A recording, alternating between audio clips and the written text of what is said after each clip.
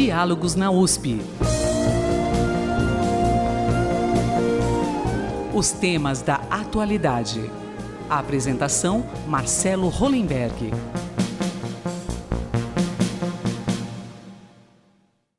Lançado no ano passado, o filme Argentina 1985, de Santiago Mitre, chamou a atenção por dois motivos. Um, referendar mais uma vez a excelência do cinema argentino.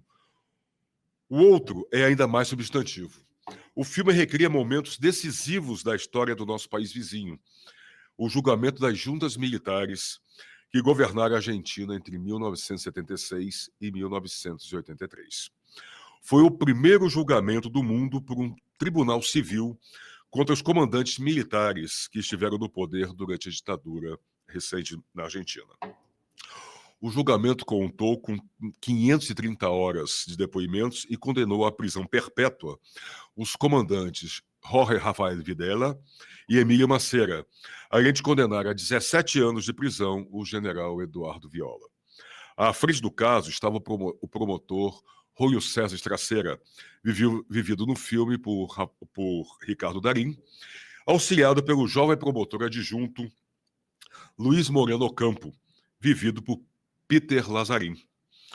Depois do julgamento histórico, Luiz Ocampo, que também é professor da Universidade do Sul da Califórnia, fez uma carreira internacional de sucesso, tendo sido o primeiro procurador-chefe do Tribunal Penal Internacional, em Haia, sendo também membro sênior do Carr Center for Human Rights Policy, da Harvard Kennedy School. Este mês, Ocampo assume como catedrático da recém-criada Cátedra Ernei Plessman de Camargo, uma iniciativa da Pró-Reitoria de Pesquisa e Inovação da Universidade de São Paulo. E justamente para falar sobre suas ideias para a nova cátedra, relembrar a história recente da Argentina e comentar o quadro político e econômico do Brasil e seus vizinhos, que o Diálogo na USP recebe agora o professor, advogado, jurista Luiz Moreno Ocampo.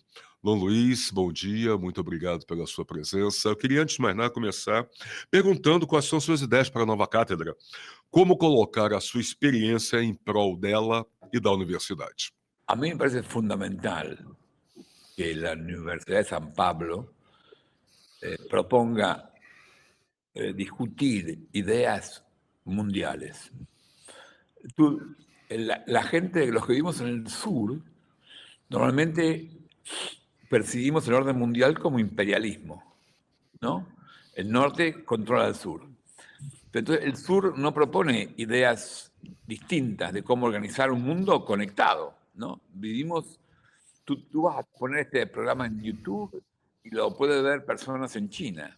Entonces, el mundo está conectado por la tecnología, pero desconectado en materia de instituciones políticas. No hay instituciones políticas mundiales.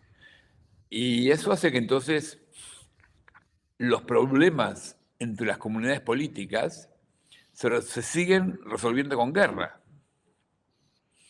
Sí. Y en el mundo con armas nucleares, la guerra es una solución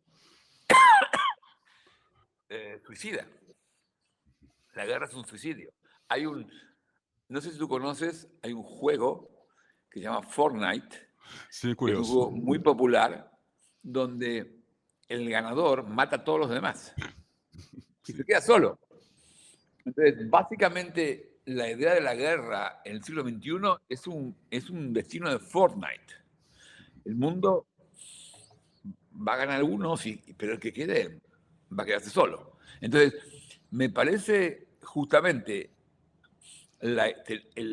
creo que la Universidad de San Pablo, por su prestigio, su tamaño y su capacidad, es un lugar perfecto para generar una discusión global. Y creemos nosotros que el eje de nuestra educación deben ser los jóvenes. Porque mi generación es nacional y no les ofrece a los jóvenes un diseño de una política mundial para manejar problemas globales como es las guerras, el terrorismo, o las pandemias, o el cambio de clima. Y entonces los jóvenes perciben bien que no hay una solución. O la protección de las minorías, o la protección de los diferentes géneros. Entonces, tenemos que inventar una nueva arquitectura legal y esto no sabemos cómo hacerlo. Entonces, creo que la tarea es ayudar a los jóvenes a pensarla. Porque necesitamos, los jóvenes de 15 años, de 20 años, son globales. Ellos sí tienen una visión global. Para ellos la tecnología es parte de su vida. Ellos nacieron con tecnología. Para ellos, el otro día estaba con una chica de 15 años que me ayuda con el TikTok y me decía, estábamos en un lugar en California que no tenía cobertura de Wi-Fi y me decía, estoy desesperada. Falta de acceso para mí es como me faltaba el aire.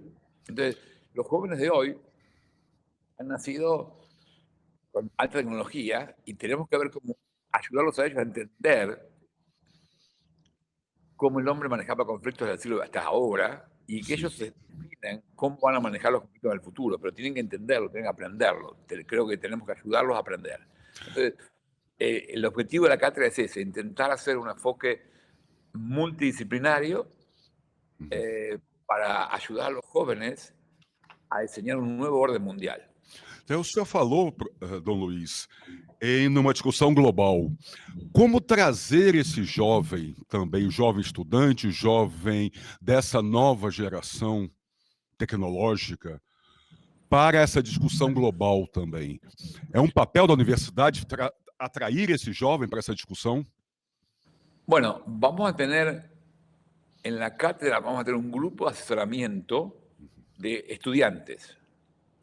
Que ellos discutan los proyectos que tenemos, que discutan cómo vamos a hacerlo y que discutan cómo ellos lo van a difundir.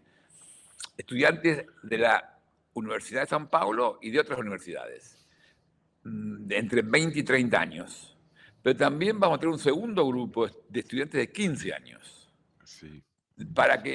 Porque ellos son distintos. Y entonces queremos empezar a trabajar con ellos, con los chicos de 15 años. Y entonces, por ejemplo, estamos trabajando con, en realidad, una niña brasileña que vive en Los Ángeles, que va a ser la que nos va a ayudar a presentar nuestras ideas en TikTok. TikTok es el mecanismo de los chicos de 15 años de hoy. Ellos se comunican por TikTok.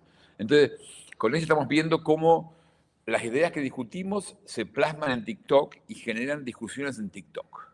Entonces, vamos a tener un grupo de jóvenes de 15 años que nos ayudan a llevar nuestras ideas o las ideas que discutamos en la universidad con otros estudiantes y profesores, que los chicos de 15 años las pueden traducir a TikTok en su lenguaje. Perfeito. O senhor pretende ficar muito tempo no Brasil? Como vai ser a sua rotina entre a Califórnia e a Universidade de São Paulo? Bueno, el plan que tenemos este año es preparar el programa. El programa incluye, yo diría, 4 diferentes aspectos. Uno que es muy de método, de análisis. A mí me parece que es una enorme ventaja comparativa que personas de otras disciplinas, incluyendo a Paulo Nussbaum, que es el provost de la universidad y que es un físico cuántico, y que él explica cómo la física cuántica transformó la física newtoniana, ¿no? Sí. Entonces transformó un paradigma. Y entonces a mí me gustaría mucho que él y gente como él, que viene a ciencias duras, nos ayude a cuestionar cómo, sobre todo universidades como Harvard, discuten las relaciones internacionales. Yo me pasé 6 años ahora en la Kennedy School de Harvard y a mí me impresionaba cómo la gente que hace relaciones internacionales sigue discutiendo problemas de poder como si estuviéramos en la Atenas del siglo V a.C., que todo es militar. No hay, la verdad que es impresionante cómo en Estados Unidos las relaciones internacionales se ven como conflictos entre países internacionales que se dirimen con guerra. Y por eso Estados Unidos gasta el 62% del gasto mundial en armamentos, lo gasta Estados Unidos. Entonces, Estados Unidos gasta solo más que todo el resto de la humanidad. Pero claro, ese modelo, ellos creen que es un modelo que los obligó la Segunda Guerra Mundial. Estados Unidos se vio involucrada por 2 veces en guerras mundiales, dijeron, bueno, nunca estuvimos preparados. Estados Unidos no tenía un ejército permanente, lo desarrolló a partir de la Segunda Guerra Mundial. Sí. Pero ahora eso se transformó en una pérdida del objetivo. El objetivo no es ganar guerra, el objetivo es tener un mundo en paz. Y las guerras no van a generar un mundo en paz. Entonces, me parece que la universidad norteamericana que yo conozco, que yo estuve trabajando en Harvard, en Yale y Stanford, no va a generarnos paz, no discute paz, discuten guerra. Entonces, me parece que ese método de análisis es erróneo, y me gusta mucho que Paulo y gente que viene de física cuántica y otros analice los mecanismos, porque justamente una disciplina académica no puede basarse en el interés de Estados Unidos. Eso es una política de Estados Unidos, no es una disciplina académica. Me parece que es un punto inicial. Después vamos a estudiar los diseños legales. Justamente, yo soy abogado y yo quiero mostrar la importancia de qué importante que fue el Estado Nacional.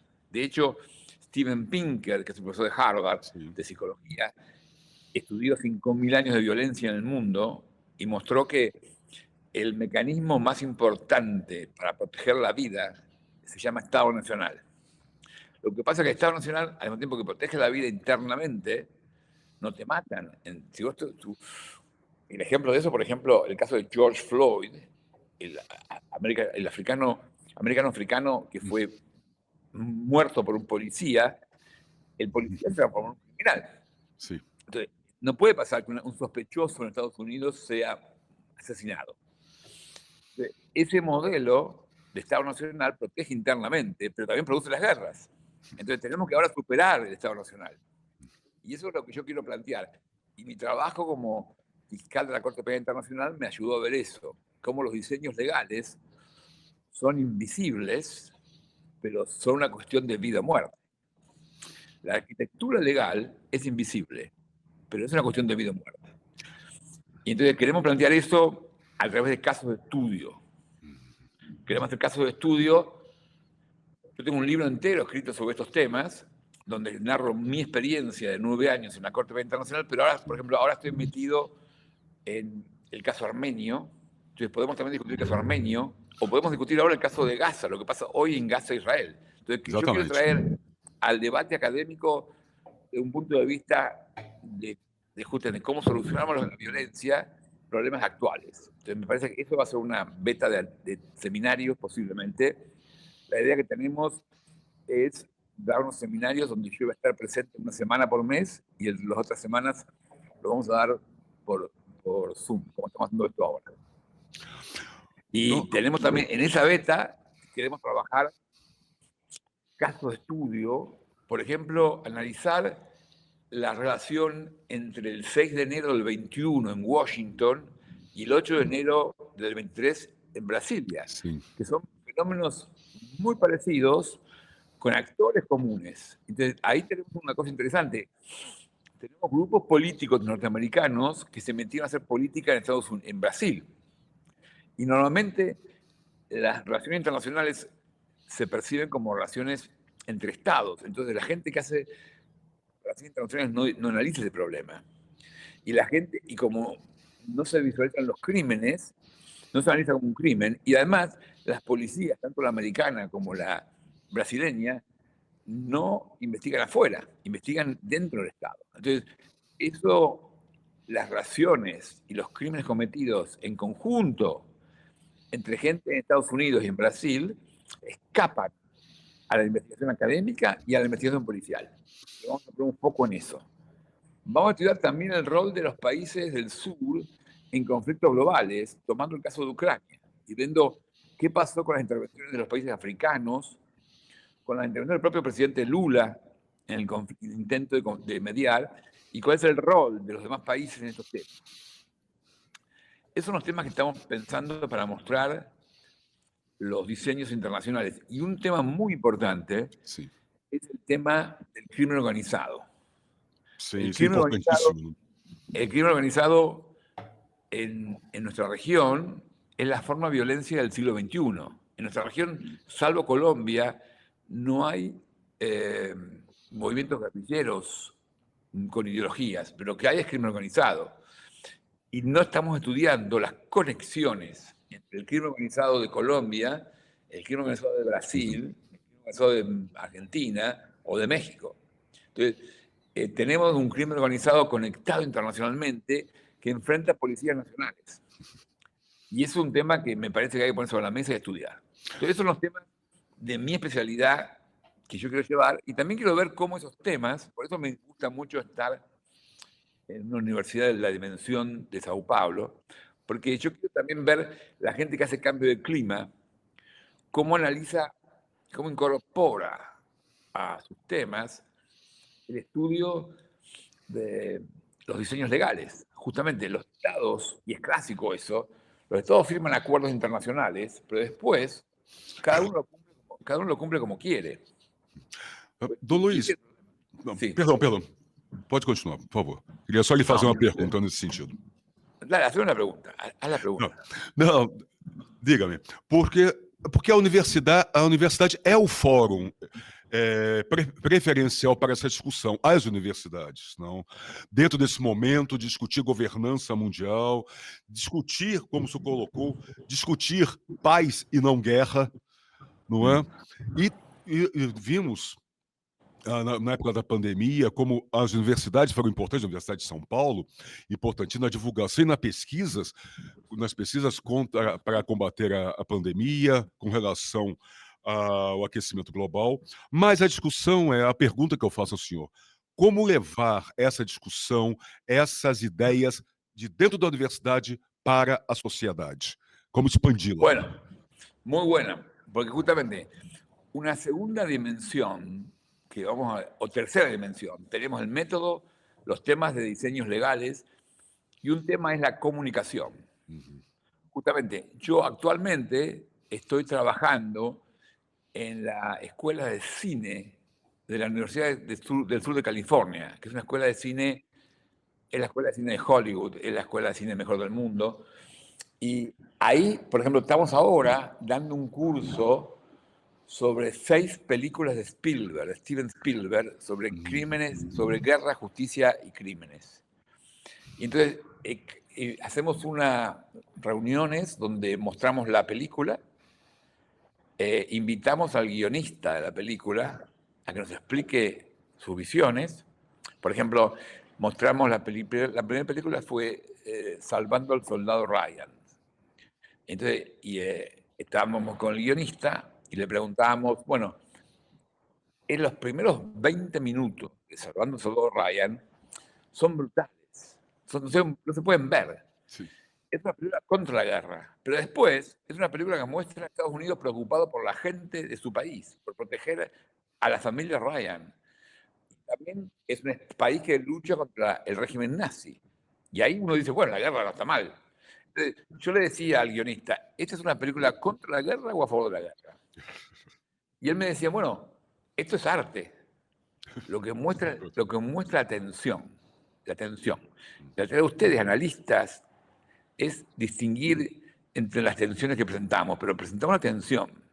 Y a mí me parece que eso es fundamental. Entonces, yo estoy ahí analizando el rol del cine en esto. Entonces, tenemos en este curso estamos haciendo las 6 películas estas. En cada evento mostramos una película, discutimos con el guionista, y en el último evento va a venir Spielberg a discutir sus 6 películas. Una de sus películas, que es la que hacemos el 23 de marzo, es Múnich, que es una película que muestra cómo un grupo del Mossad mata palestinos que habían matado a los atletas israelíes en Múnich, y termina que el jefe de ese grupo del Mossad renuncia explicando que el mecanismo de matar palestinos no es la solución, al contrario, exacerba el problema. Y eso me parece que es un mensaje muy fuerte de Spielberg que no se discute suficientemente y que hoy es vigente. ¿Cómo enfrentamos el terrorismo genocida de Gaza? jamás. Me parece que, justamente, yo creo que las películas son una herramienta para hacer lo que tú planteabas de comunicación. Entonces, tú piensas, la palabra holocausto, con H mayúscula, no se empezó a usar por el juicio de Nuremberg del año 45-48, sino por la película sobre el juicio de Nuremberg del año 61. Es decir, y se consolidó por una miniserie de Meryl Streep de los 70. Entonces, el holocausto, los hechos de genocidio son construcciones sociales. Entonces necesitamos producción artística para eso. Entonces, una idea que tenemos es, y en eso yo estoy trabajando mucho, usar film. Pero queremos también mostrar films brasileños. Sí.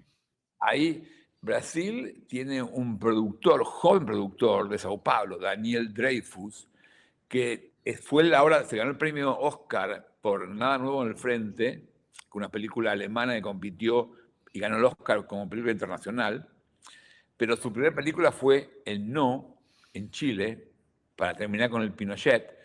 Y tiene una película también se llama Sergio, sobre Sergio Vieira de Mello, que fue un diplomático brasileño asesinado en Irak.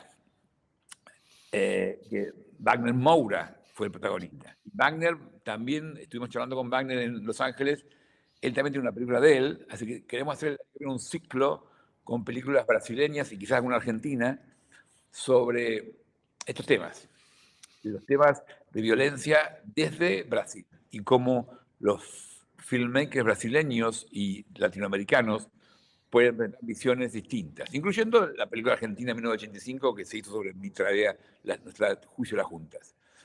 Pero además de estas películas, justamente queremos incorporar TikTok.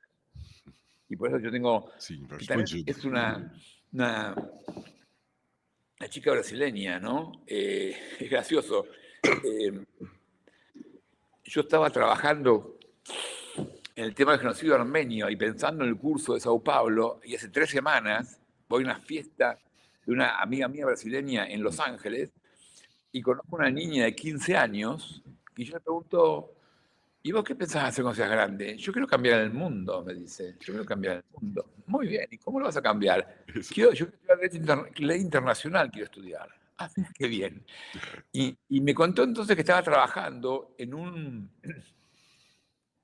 armando una demostración en su escuela, va a la escuela secundaria, sobre Armenia, que es el caso que yo estoy trabajando. Así que yo dije, pero esta chica, ¿quién me la mandó? La mandó, es una fuerza mayor. Entonces, y esa chica se convirtió en mi asesora en TikTok ahora. Se llama Alisa Morín. De hecho, es la nieta de Celso Morín, que yo no sabía. Ah, sim. Sí. Y Alice es mi asesora en TikTok y ella es la que va a ver, la que va a liderar, tiene 15 años. Hablé con la madre porque hay que cuidarla que no pierda su escuela secundaria. Tenemos que ser cuidadosos con ella, pero ella tiene una visión de cómo hacer esto en TikTok. Y entonces vamos a trabajar con ella. Entonces, TikTok, y después otro tema que yo creo que todavía tenemos que desarrollar, y esto podría venirnos bien para pensar cómo hacerlo, es cómo incluir canciones, ¿no? Creo que necesitamos diferentes formas de arte, pero que incluye canciones. Pablo, el provost de la universidad, Pablo Vocês vai? sí, nunca me sabe el apellido, Nussenswein, me dijo que tiene una relación con Marisa Monti. Sim, sim. Bueno, que Marisa Monti, que yo no la conozco. É belíssima. Tem que conhecê-la. Vale a pena. Sí, Marisa Monti está muy involucrada con la escuela, con la universidad, entonces tenemos que charlar con ella y desarrollar algo sobre cómo las canciones pueden ayudarnos, ¿no? Tú piensas la canción Imagine, ¿no? Imagine there's no country. Entonces, Sí. ¿no? La idea de que Imagine es una canción que tiene 50 años que planteaba la necesidad de ir a algo mayor que un país que los países no podemos matar por un país, pero Imagine todavía sigue siendo Imagine, no está plasmada en la realidad. Entonces, las canciones nos pueden ayudar a generar comunicación, y los rap, y las formas modernas, ¿no? Y después la pintura, ¿no? A mí me parece la pintura de otras formas de arte, que Sao Paulo es una sede de la pintura mundial. Entonces me parece que sería muy interesante ver cómo la pintura nos puede acercar y darle sensibilidad a estos temas. Entonces, cuando tú preguntas cómo comunicamos esto, bueno, estamos Sim. pensando en todas estas formas de arte. Entonces, estamos pensando método de educación, diseños legales y su influencia en diferentes aspectos, comunicación por el arte, y la última pata de nuestra mesa es la inteligencia artificial. De que forma, don Luiz? Bueno, necesitamos sumar inteligencia artificial. Hasta ahora la inteligencia artificial se usa básicamente para marketing y para la guerra, para matar mejor. Tenemos que usar la inteligencia artificial para la paz. Y justamente uno de los problemas de la inteligencia artificial de marketing es que junta a la gente de acuerdo a sus preferencias, porque quieren vender un producto. Entonces, tú te comunicas, los algoritmos te conectan con la gente que piensa como tú. Entonces, en lugar de que la inteligencia artificial promueva una humanidad conectada, lo que genera es más comunicación de tribus y desconexión de los demás. Entonces, lo que los americanos en Estados Unidos llaman echo chambers, que hablas con tu eco, hablas contigo mismo. Sim, sim. Entonces, creo que tenemos que desarrollar inteligencia artificial para diferentes formas. Alguna es para comunicación, cómo conectar gente que piensa muy diferente. Y ahí yo pienso cómo difundir debates. El sistema de debate es un modelo interesante porque el debate genera la posibilidad de que el mismo tema sea enfrentado de dos ángulos distintos, y los dos tengan razón y no tengan que meterse. Pero también inteligencia artificial para comunicarnos a los distintos, y también inteligencia artificial para resolver problemas específicos, ¿no? Para resolver problemas específicos de seguridad, por ejemplo.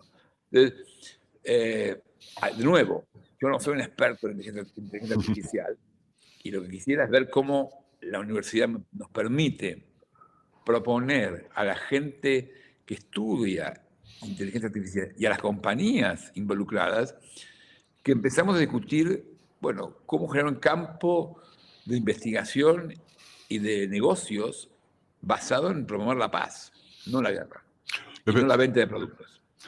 Don Luiz, falamos em democracia, estamos falando em direitos humanos. Toda essa nossa conversa gira em torno de democracia e direitos humanos todo o tempo e como a universidade pode ajudar nisso.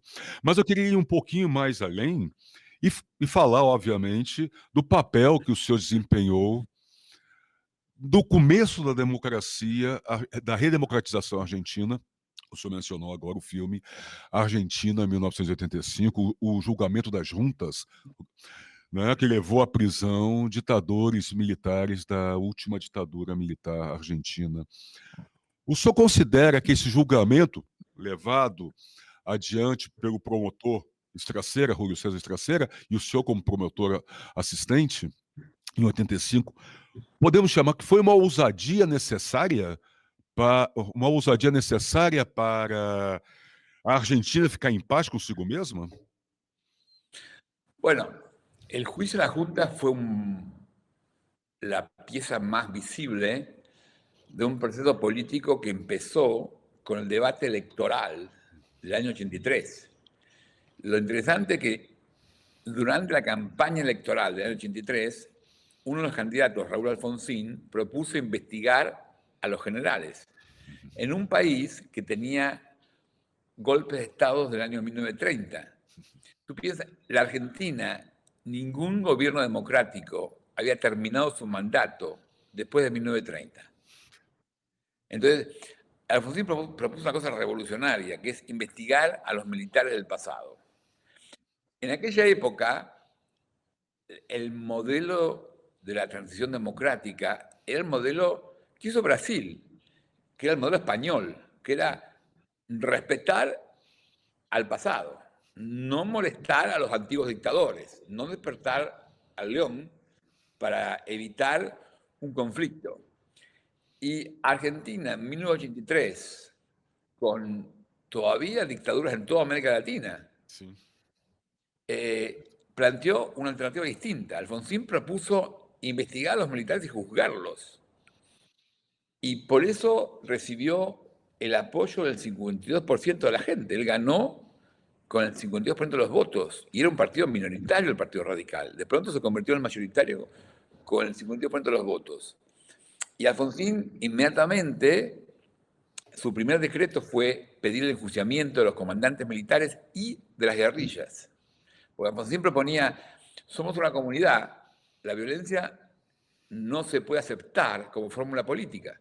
Entonces Alfonsín proponía investigar toda forma de violencia política. Y entonces él pidió que se investigue a los militares y también a los comandantes, a los guerrilleros.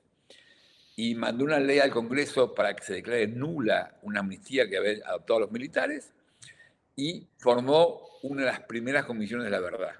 Esa comisión de la verdad juntó información de 50.000 personas que declararon públicamente y esa fue la base de lo que nos permitió a nosotros ya en el juicio a los comandantes buscar las pruebas. Por eso la película Argentina en 1985 focaliza en eso, en cómo buscamos las pruebas y cómo los testigos pudieron exponer lo que pasó en la dictadura. Y entonces esa historia es la última parte, en realidad, de un proceso político que incluyó elecciones, propuesta electoral de investigar el pasado, triunfo de Alfonsín, implementación,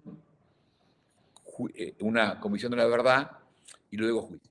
Y ese proceso, que se hizo en forma muy rápida, porque esto pasó en un año y medio, en 2 años terminó todo. Sim, Entonces foi muito fue rápido. un relámpago. Y la verdad que eso transformó la Argentina. Y justamente, aún hoy la Argentina, su democracia tiene muchos problemas, pero seguimos en democracia.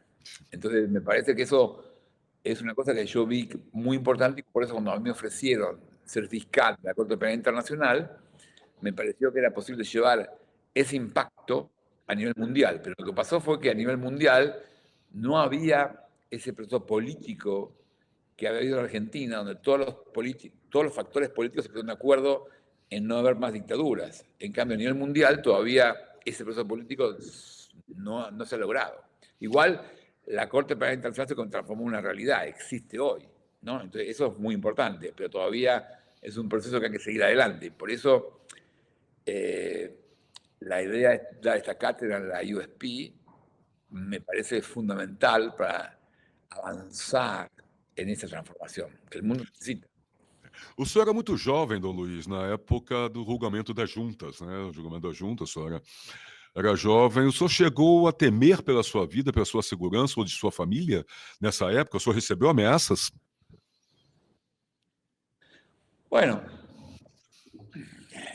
la verdad que teníamos un clima de amenaza. La película muestra bien, o muestra bien más o menos, conflicto con mi familia. La película muestra mi familia. Yo tengo mi abuela general. Entonces, parte de mi familia son militares.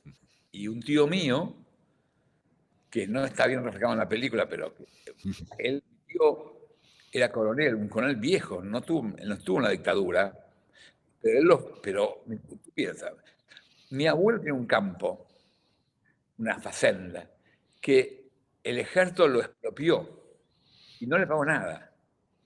En la familia de mi abuelo eso no se discutía. El ejército era como la madre, no se podía discutir lo que hiciera el ejército. Aún cuando te hubieras sacado tu campo, no se discutía. Entonces, que yo, un miembro de la familia, investigara a los generales, para mi tío coronel era una traición, una afrenta imposible de absolver. Él fue a verlo al general Videla, a la prisión, y dijo, tengo que reconocer que mi sobrino es Moreno Campo y que no lo puedo detener. Lo único que le puedo prometer al general Videla es que nunca más voy a hablar con mi sobrino Moreno Campo. Y él se murió 28 años después, cumplió su palabra. Sí, Sí, nunca mais falou. Estaba viejo, muy viejo ya, en una fiesta de casamiento, y otro tío mío le dice, pero ¿cómo no vas a hablar con Luis? Y me dice, no puedo, le di mi palabra al general Videla. Y mi tío se murió sin hablarme. Y a mí eso me parecía encantador de mi familia militar. Que ellos tenían palabra, tenían compromisos que ellos asumían. Bueno, a mí eso yo lo respetaba. Es decir, a mí mi educación, que mezclaba ideas muy diferentes, me ayudó a entender más la investigación que hicimos a los militares. Tá? O senhor mencionou recentemente, numa entrevista no Brasil, e o senhor falou agora da questão do Brasil, como foi a transição da ditadura militar brasileira para a democracia e o exemplo espanhol, como o senhor mencionou. O senhor recentemente o senhor afirmou que o Brasil é mais propenso a interferências militares porque não puniu os responsáveis pelos assassinatos e torturas durante a ditadura. Por que o senhor acha efetivamente que o Brasil não seguiu esse caminho? Quer dizer, nós tivemos o livro Tortura Nunca Mais, com relatos seríssimos de tudo que aconteceu e não se levou adiante. O senhor acha que não ter seguido um exemplo argentino, como eu disse antes, talvez tenha sido uma certa ousadia, é um caso único na América do Sul, o que foi feito na Argentina, isso abre lacunas para uma... Sempre havia um susto, como nós vimos agora muito recentemente no Brasil, de uma interferência militar? Bueno, en realidad lo importante no son los militares, sino la élite. Si la élite del país no cree en los golpes de Estado, no va a haber golpe de Estado. Y a mí me parece que una cosa importante en Brasil fue que la élite de Brasil, no solamente Lula y su partido, la élite de Brasil rechazó, ¿no?, el movimiento del 8 de enero. Y eso me parece muy importante. Tú ves en Estados Unidos es más complejo. Hay senadores actuales que tienden a justificar el 6 de enero. Entonces me parece que lo que es fundamental es cómo reacciona la élite. Y eso me parece que Brasil tiene una élite que no acepta un golpe de Estado. Y eso me parece muy importante. Certo? Também, numa outra entrevista, o senhor falou de Lula, só que o grande desafio político de Lula, o senhor teria afirmado, era conseguir um consenso para proteger a democracia depois do 8 de janeiro. Qual é a real, na sua visão, Dom Luiz, qual é a real dimensão desse desafio para o governo Lula, desse proteger a democracia brasileira? Como protegê-la, como levar adiante todo esse processo que nós estamos vivendo? Bueno, a mí me parece que todas las democracias, no solamente la de Lula, tienen el desafío de llevar la economía, las ventajas económicas a la gente más pobre. Porque normalmente los que se benefician son siempre los mismos, ¿no? Los que tienen plata van a vivir bien en cualquier régimen. El tema es cómo los sistemas económicos filtran sus ventajas a la gente más pobre. Y lo mismo con la justicia. Cómo la protección judicial, policial, filtra a la gente más pobre, ¿no? Tú tienes esa, ¿cómo se llama esa película brasileña tan buena sobre una favela? Muestra muy bien cómo la gente que vive en favelas, en lugares pobres, no está protegida por la policía, ¿no? Entonces, y eso genera crimen organizado. Entonces, me parece que el desafío, no solamente de Lula, sino de todos los regímenes del mundo, es que las ventajas económicas y las ventajas de protección del Estado, policial y judicial, lleguen a los más pobres. Si no pasa eso, cuando no pasa eso, vienen justamente populismos que van a decir a los más pobres, yo te doy ventajas y olvídate la democracia. Sim, e esse é o papel da cátedra também, não é, Dom Luiz? Trazer justamente essa discussão. Esse também é um papel da sua cátedra, né, que o senhor vai assumir agora. Trazer essa discussão. Pensar também nos mais desfavorecidos, como democratizar o conhecimento, democratizar a sociedade, Bueno, não? Toda la idea es cómo armar un orden global que respete a los más pobres, sí, obvio. Que respete a cada ciudadano del mundo, sí. ¿Cómo hacer eso? Y eso me parece que es la exigencia de la época y me parece que tenemos que aprovechar las ventajas de recursos tecnológicos para llegar a ellos, ¿no? Cuando uno ve cómo hacían, a principios del siglo XIX, Humboldt, que era un alemán que produjo el concepto de ecología, discutía con Goethe, que era un el poeta alemán, y discutía con Thomas Jefferson, que era el presidente americano, y discutía con Charles Darwin, que era el británico que estudiaba las especies. Entonces, se cruzaban las disciplinas. Esa fecunda discusión entre gente de distintos sectores no existe en el mundo de hoy. Las disciplinas académicas se encapsulan y cada cual, la especialización mata el conocimiento. Eso está pasando. Y por eso a mí me impresionó cuando yo llegué a la USP, la primera reunión que tuve, había Paulo, que es un profesor de física cuántica, el decano de un ingeniero, una profesora de química, una profesora de historia medieval, un profesor de inteligencia artificial, y esa gente estaba acostumbrada a trabajar en forma interdisciplinaria. Eso me parece justamente, si tú me permites, yo te diría que la Universidad de San Pablo tiene unas ventajas comparativas que yo nunca no vi en otra parte del mundo. Tiene, primero, le interesa la realidad. No sé si la influencia de Paulo Freire o qué influencia es, pero la USP quiere transformar la realidad, ¿no? La Facultad de Ingeniería desarrolló un mecanismo para darle ayuda a los indígenas del Mato Grosso, ¿no? Y me parece que eso es único, ¿no? Raúl González Lima, que es profesor de la universidad, desarrolló un ventilador que no requería energía eléctrica, lo produjo con voluntarios de las Fuerzas Armadas y lo mandaron al Mato Grosso. Eso no existe. Ese interés por los problemas reales, yo trabajé mucho en Harvard, un poco en Yale y un poco en Stanford, nunca lo vi.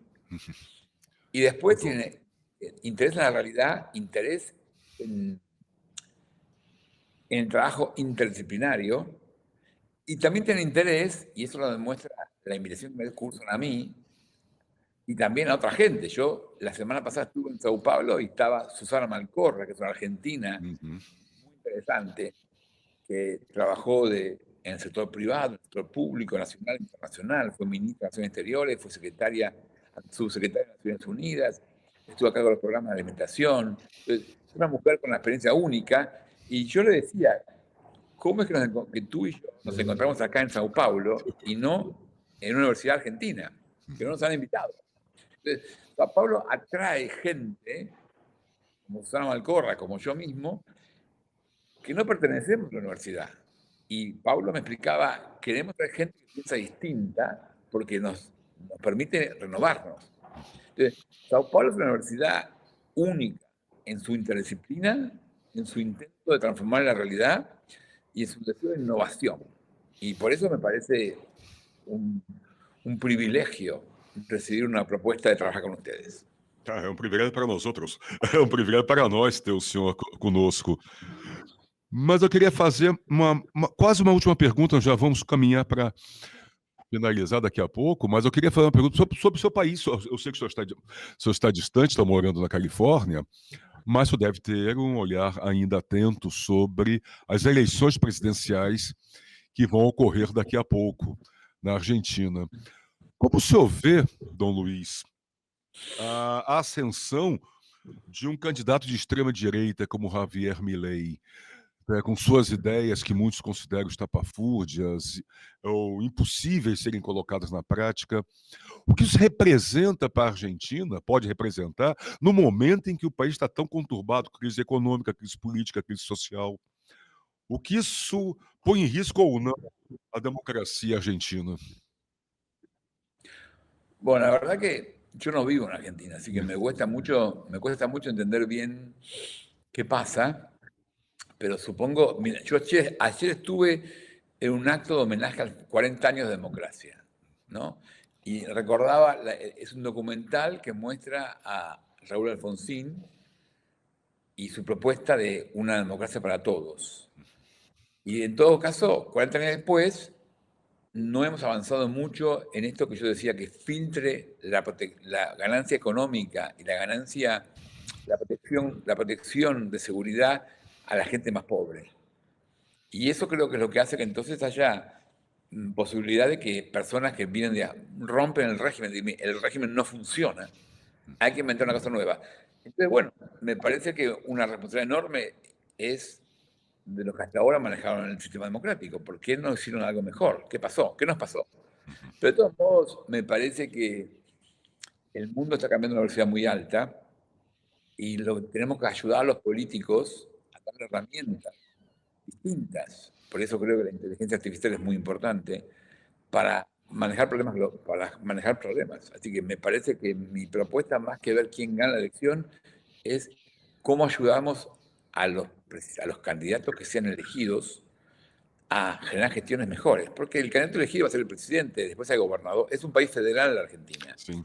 Hay gobernadores, hay alcaldes, como Brasil. Entonces, tenemos que darle herramientas a cada una de sus autoridades para que hagan mejor su tarea y darle herramientas a la gente que pueda participar mejor. Entonces, me parece que el más que quejarnos de los candidatos, ningún candidato va a cambiar el mundo si no tenemos una academia que plantee soluciones, si no tenemos un sector privado fuerte que proponga soluciones e integre el aporte y la capacidad operativa del sector privado a la vida pública. Justamente, el desafío del siglo XXI es cómo utilizamos la inteligencia artificial para el bien común. Ese desafío, creo, es un desafío que la Universidad de São Paulo está enfrentando con esta idea de armar esta cátedra. Então, nós estamos falando de Brasil e Argentina, falamos um pouco de Brasil, agora um pouco mais de Argentina, da cátedra e tudo mais, dessa relação. Isso me lembra uma frase do ex-chanceler Celso Laffer, que disse que a relação Brasil-Argentina não é opção, é destino.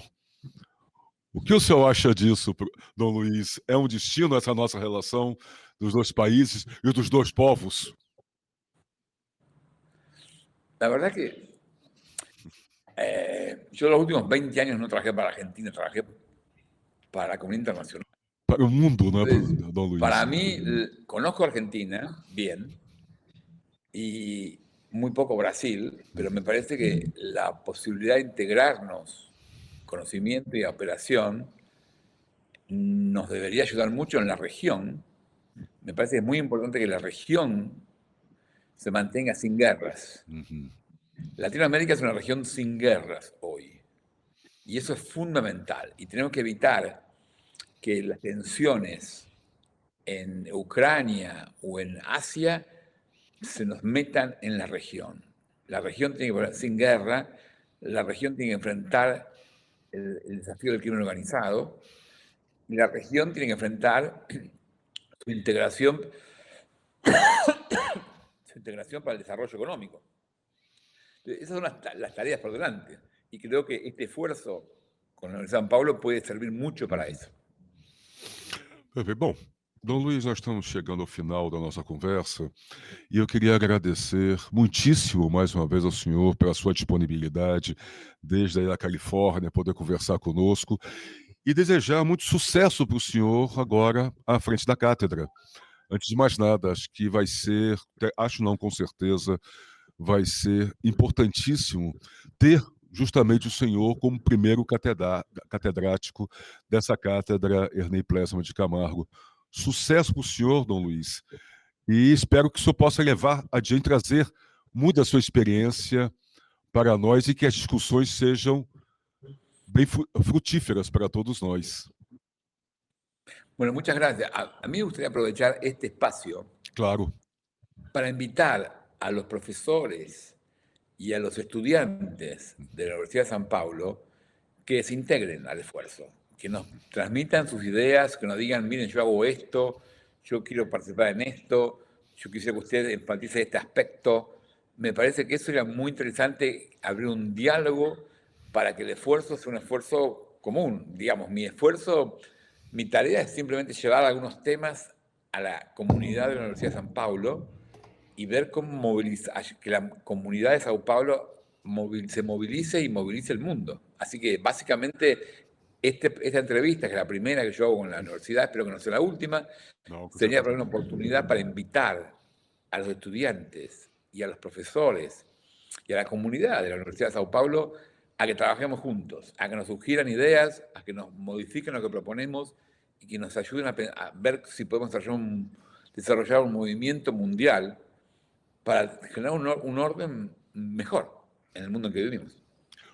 Perfeito. Muito obrigado, Dom Luiz. Sucesso para o senhor, sucesso nesse ano na cátedra e parabéns mais uma vez. É uma honra para nós tê-lo conosco.